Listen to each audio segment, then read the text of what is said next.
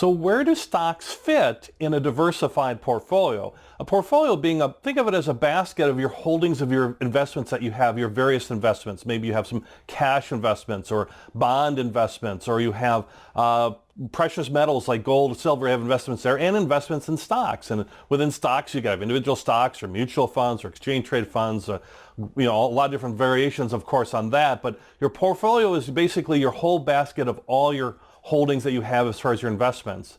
And so where do stocks fit in there, and how does that kind of relate to your risk tolerance? And a couple ways to look at it as far as building a portfolio. One is to think about how far away is your goal. If you're saving money, let's say, and you're investing money because next year you want to retire, let's say, for example, well, if you're buying stocks today that, a year from now you want to retire, that is a very, very risky move. See, stocks are, have a lot more volatility or risk, as in they go up and down frequently, actually every day, but sometimes they can have wide swinging periods of return. So stocks typically are looked at from a risk standpoint as far as a longer term investment. I've seen folks say like 3 years or more, or things of that nature as far as holding stocks. You might even want to be even going beyond that. But the idea of investing in stocks is a long term, think long term, versus, let's say, investing in cash where you get very little return on your cash, but it's something you can get at real right away, and you're not expecting a great growth on it, but you're not expecting it to go down either. It's not going to go down 10% in a day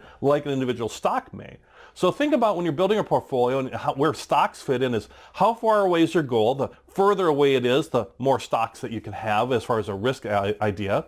Think about your risk tolerance, and there's various tools and things we'll look at online in the as far as different tools you can look at to determine your risk tolerance. But even without using a tool to figure out your risk tolerance, you kind of know in your gut a little bit, like, when stocks go up, yeah, everybody feels good about that, but how about when they go down? How if they go down 10, 20, 30%? What if your stocks went down 30% in 2 months? What would you do? Would you sell? Would you feel really uncomfortable about that? Or would you be enthused and want to buy more of the stock, thinking you're getting them on a bargain basement deal? So if stocks go down 20% and you look at it as, hey, what a great buying opportunity, I'm going to take some of my cash and buy more stock.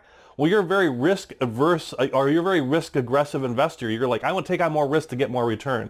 If it's down 20% and you feel queasy or very nervous about it, well, then you're more risk averse, and that's okay. Just the key things you want to understand is where you're at on risk tolerance. Stocks are more risky, and so the more stocks you have in your overall basket of investments, your portfolio, the more your overall portfolio will go up and down. Particularly that down part is how do you react when it goes down. So understand stocks are more for the long run and are more risky, and understand how that relates to your risk tolerance. Lastly, think about need too. When are you going to need the money? Well, that's how far away is your goal, but what is it looking to do for you? Are you looking to invest in maybe stocks for a long period of time where you want them to grow and grow faster than inflation and grow very well because you're not going to tap into it for 20 or 30 years? Well, then you can take on more stocks, or you can take on more aggressive growth stocks.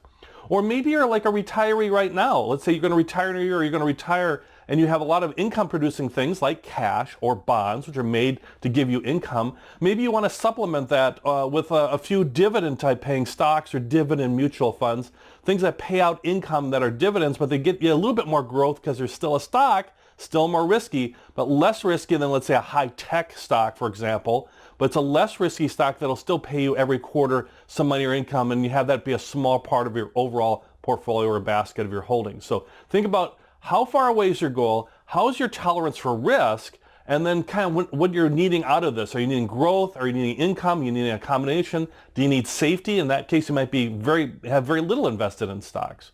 So those are three big things to consider to get you started with that. And the next lesson, we're going to look at some sample portfolios. Like, well, okay, this is nice, but do you got some ideas? Like, if I'm a moderate investor or aggressive investor, what might be some ideas of returns and some ideas of some basic portfolios, what percentage to put in stocks and what percentage to put in something else to just at least help me get me started, at least start thinking around that? Well, we do, and that's the next lesson. So let's look forward to that next lesson and learn about different ways that we can make up a portfolio with a variety of assets, including stocks.